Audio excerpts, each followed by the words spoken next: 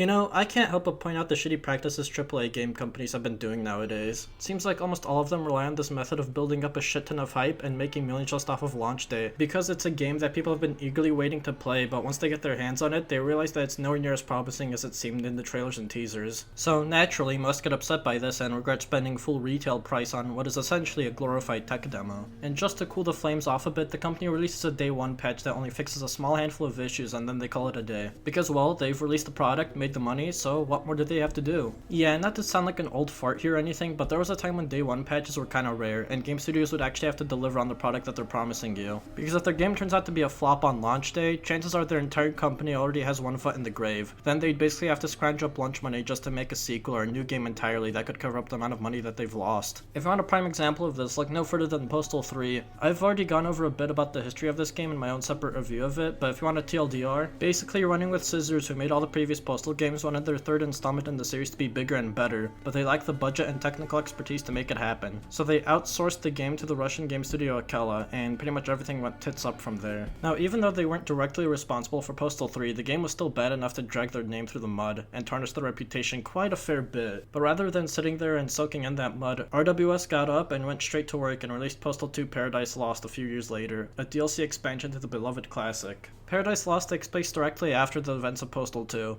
The dude and his canine companion Champ drive off into the sunset with the town of Paradise being annihilated in the background by the nuke that you set off in the base game. The smell of victory only lasts for so long until Champ gets distracted by a cat and scampers off into the Arizona wasteland. The dude, as every dog owner should do in a situation like this, chases Champ in the fucking RV and ends up crashing into a boulder. He is then put into a decade-long coma and is led to an apocalyptic version of Paradise. His main mission now is to find Champ, who has become a fearsome mutated beast. Trapped in the inky blackness of his mind, the dude suffers terrifying, frightful images of a future gone wrong.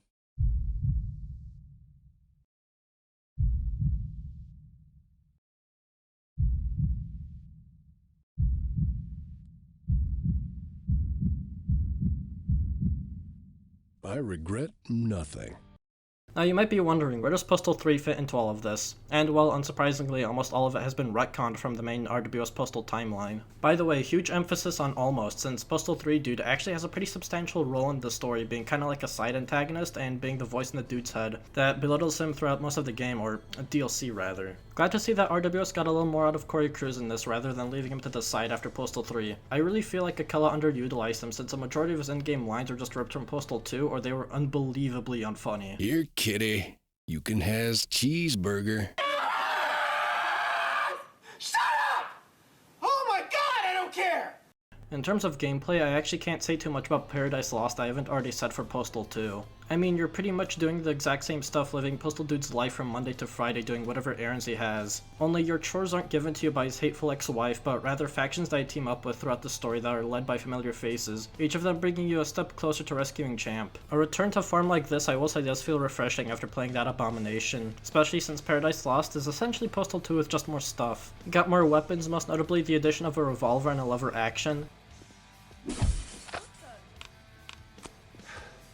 God damn, I fucking love this thing. One additional power-up to go along with the god tier crack pipe and catnip, the energy drink, which allows you to dual-wield almost every weapon. I'll be honest, the amount of times I found myself in a situation where I needed this was rare, but it's a cool concept. And the expanded map of Paradise. I actually don't think it's any bigger than what it is in the base game, but it sure as hell does feel like it with just how different it looks. The map is now divided into 3 zones, each with their own climate. You start off in a Mad Max/Fallout-esque desert environment, then go into a part of town that's overgrown with vegetation and it's constantly raining, and then the area of the map that you start off in the base game is now covered in ice and snow. These zones don't really add much to the gameplay, but I just love the thought and detail put behind them. With each of these zones, there's just so much personality that oozes out of them. There's something about having to do a chore that has you go from blinding white snow to trying to navigate through a dark rainy shanty town that just hits different. Like they could have easily just had all of Paradise be the standard post-apocalyptic junkyard town, but they went the extra mile, and I think they might have pushed the Yule Unreal Engine to its limits.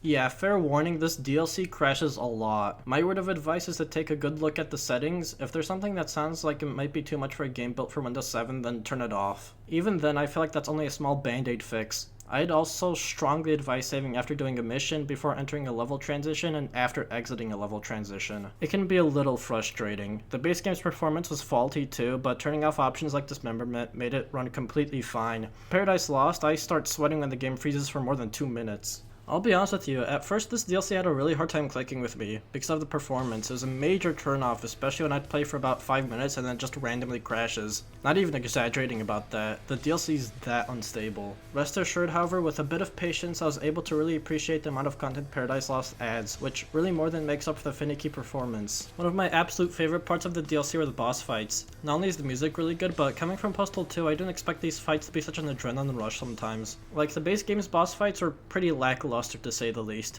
Smoke some catnip and a crack pipe and the entire fight would be over before you know it. Here you're actually actively dodging attacks, sometimes you get flung up into the air. There's just so much more that's happening here that isn't just a bunch of spam projectiles. However, with everything that the DLC adds and expands upon, I will say that it eventually gets to a point where for me, it feels like it's overstayed its welcome. Don't get me wrong, I love the game's humor and gameplay, but a little more than halfway through the DLC, I was starting to get some serious burnout.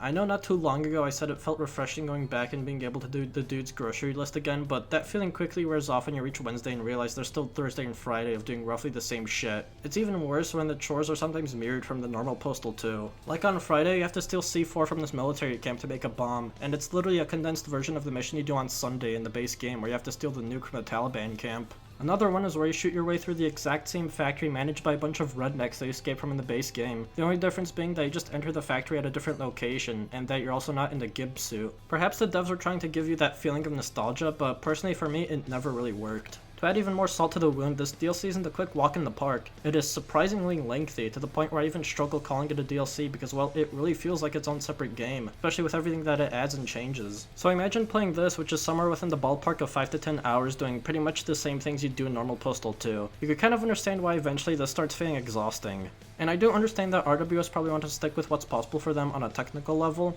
but if the DLC's length was shortened by just a smidge, I feel like it would have been perfect. With that being said, I'd give Postal 2 Paradise Lost a 7 out of 10. Paradise Lost does have some pretty big shortcomings like the technical issues and never really deviating far from the core gameplay of Postal 2, but seeing stuff like the wildly different version of Paradise, the new locations, the weapons, and the boss fights, I could see that Paradise Lost did have a lot of potential to be a really unique DLC, but it couldn't ever exactly spread its wings because, well, it's made in the DLC format and with Unreal Engine 2. So it's kinda interesting to think about how it would have turned out if it wasn't attached to Postal 2 like a tumor or a Siamese twin. Either way though, if you're an avid fan of the Postal series, don't skip out on Paradise Lost. While it does have its issues, it's still pretty well made, and I do think RWS did more than what they could to make up for the dumpster fire that is Postal 3.